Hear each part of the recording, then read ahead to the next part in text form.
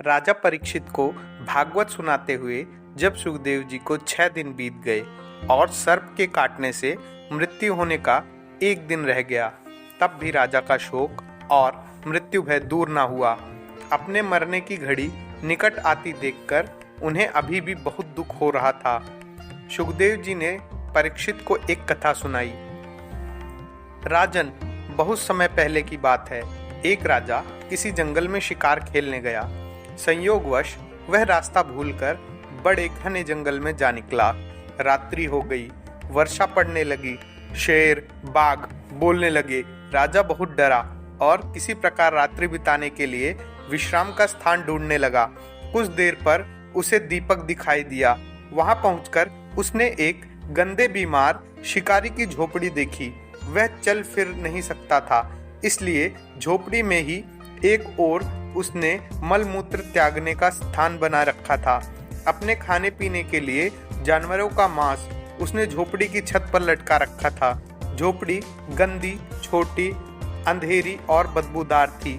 पहले तो राजा ठिठका, पर अन्य कोई आश्रय ना देखकर शिकारी से उसी में ठहर जाने की प्रार्थना करने लगा।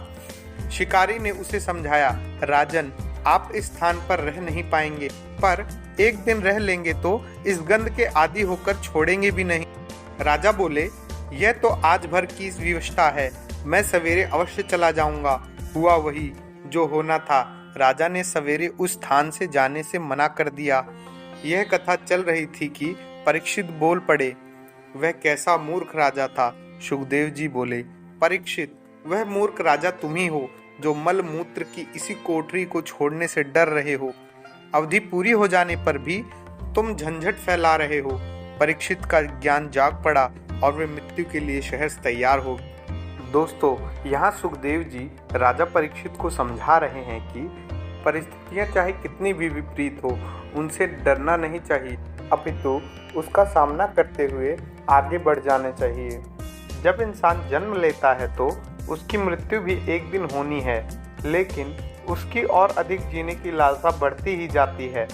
जब एक बच्चा अपनी माँ के कोख में होता है तो वो हाथ जोड़े भगवान से प्रार्थना करता है कि हे ईश्वर, मुझे यहाँ से निकाल दो, मैं तुम्हारी रोज आराधना करूँगा।